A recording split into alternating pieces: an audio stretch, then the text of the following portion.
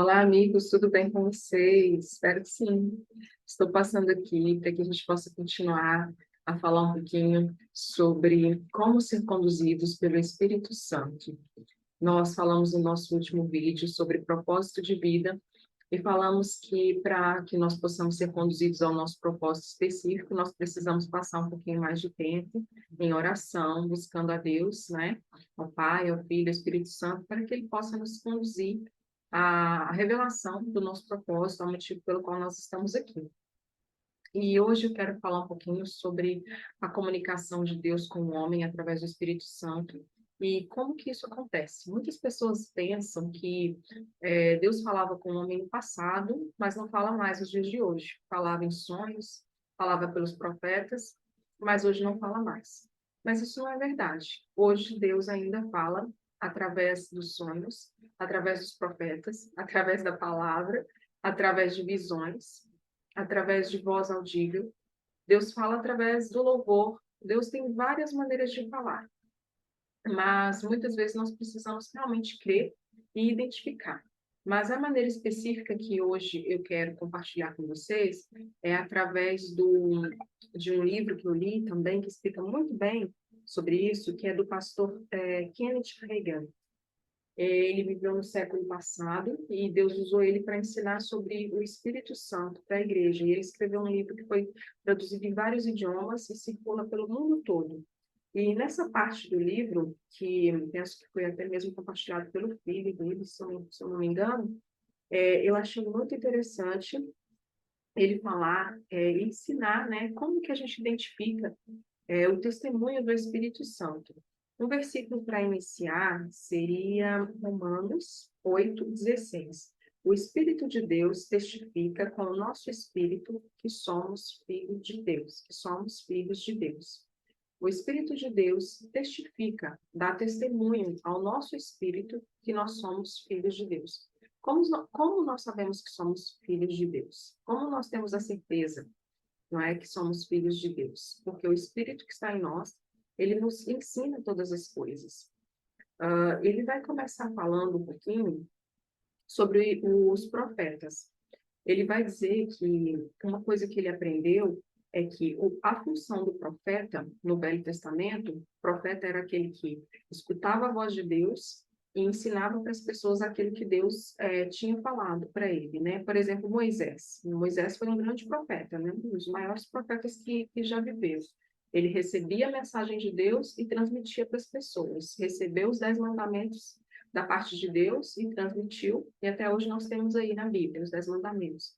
E no passado, somente o rei, o sacerdote ou o profeta poderia receber o Espírito de Deus. Então, quando as pessoas queriam receber uma mensagem da parte de Deus, elas procuravam o profeta, não é? E sempre procuravam o profeta para receber um direcionamento da parte de Deus. Até mesmo os reis, alguns reis consultavam profetas, se eles deveriam ir para a guerra ou não.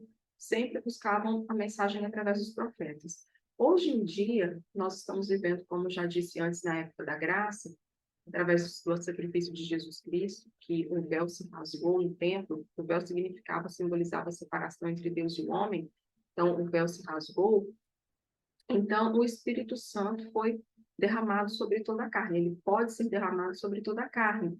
Então, todos são ensinados do Senhor. Nós estamos vivendo aquele tempo que está escrito que haverá um tempo em que todos me conhecerão, em que todos serão ensinados do Senhor. Não necessitais que ninguém vos ensine todas as coisas, porque a unção que está em vós, ela vos ensina, que é a unção, que é a presença de Deus nas nossas vidas. Uma vez que nós já recebemos o Senhor como Salvador, já passamos pelas águas, tivemos um novo nascimento, o nosso espírito foi regenerado, foi transformado e se conectou ao Espírito de Deus, recebeu o Espírito de Deus, então o Espírito de Deus ele está sempre se comunicando conosco.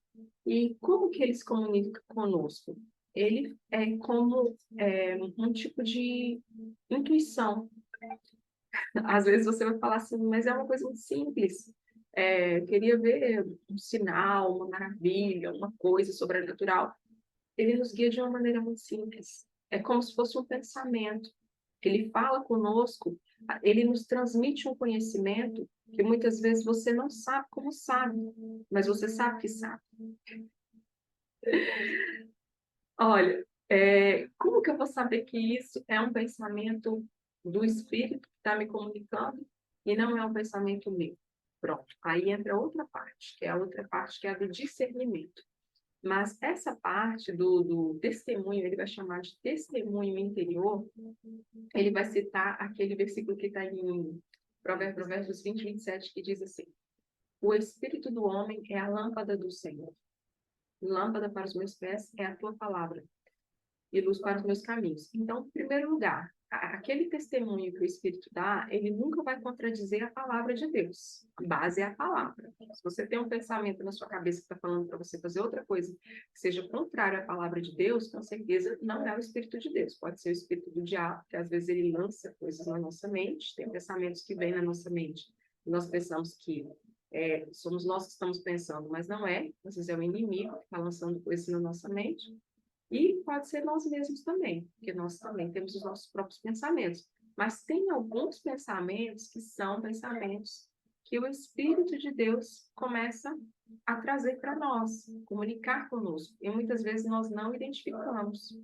Então, é onde nós falhamos em viver debaixo da liderança do Espírito, quando nós não somos sensíveis, não temos um discernimento, chama discernimento. Você saber quando é você que está pensando ou quando é o Espírito de Deus que está comunicando algo a você.